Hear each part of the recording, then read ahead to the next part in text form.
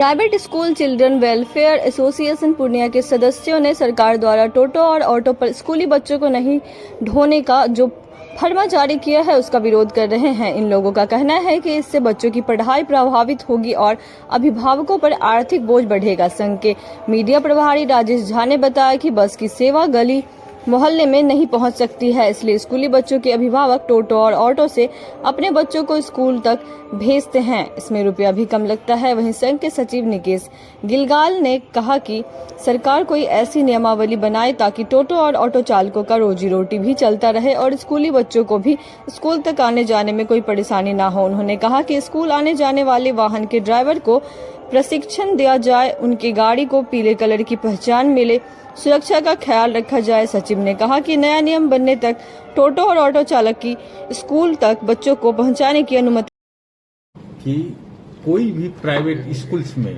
टोटो और ऑटो ये नहीं चल सकती है।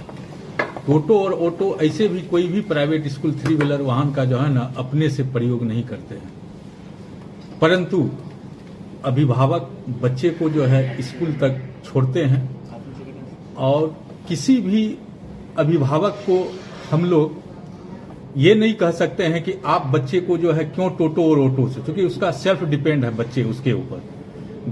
हर प्राइवेट स्कूल के पास जो है अपनी गाड़ी वाहन, जैसे आप लोग को पता है कि सुविधा जो है सब उपलब्ध रहता है, परंतु इसके आलोक में भी बिहार सरकार की जो है और सारी उसमें जैसे वो दिए हैं कि कोई भी अगर प्राइवेट स्कूल यूनिफॉर्म में बच्चे अगर टोटो ऑटो में रहेंगे तो वैसे स्कूल वाले पर भी कार्रवाई कर दी जाएगी या उसका स्कूल की मान्यता के लिए रद्द करने का अनुशंसा कर दी जाएगी। नहीं एन केन प्रकार का जो है धमकी ये दे रहे हैं। उसी आलोक में हम private school and children welfare association Purnia आज यहाँ के जिला पदाधिकारी और यहाँ के स्थानीय सांसद, स्थानीय विधायक, स्थानीय मेयर और डीएसपी साहब, अनुमंडल पदाधिकारी को जो है हम लोग ज्ञापन सौंपने आए हैं।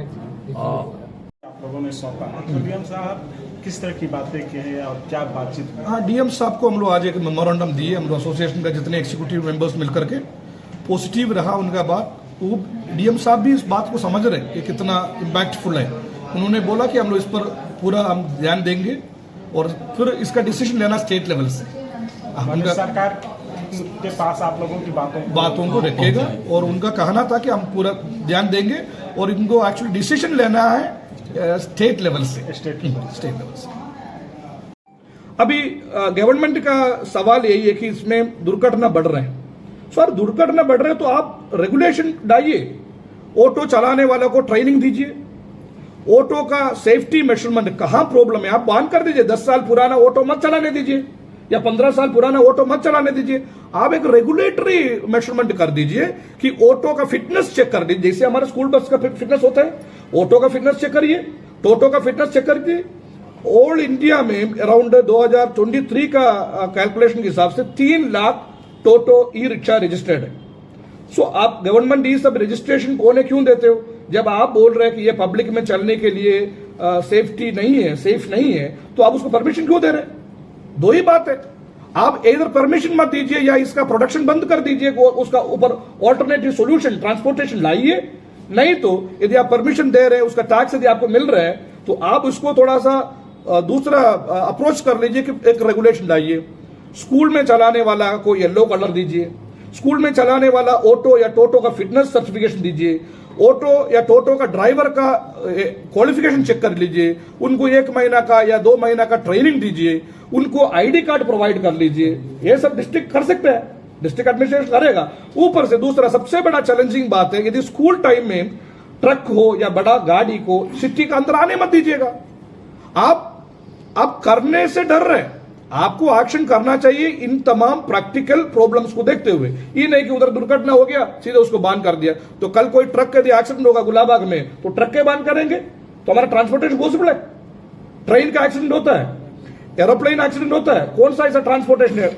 शिप जो पानी में चलते हैं उसका एक्सीडेंट नहीं होता है, होता है। सो हर तरीका से हमें क्या करना चाहिए, यदि किसी तरीका से यदि आप एक्सीडेंट हो रहे हैं या उस तरीका से कोई बात है, तो हमें क्या करना चाहिए कि हमें एक प्रिकॉशन लेना है, एक रेगुलेटरी अप्रोच के साथ हमें आगे बढ़ना चाहिए। So private school and children welfare association आज इधर जमा होने का मेन वादा है कि हम गवर्नमेंट से ये बोलना चाह रहे हैं कि इनको बैन नहीं करके उसमें एक रीथिंक करिए, एक रिकंसिडरेशन करिए।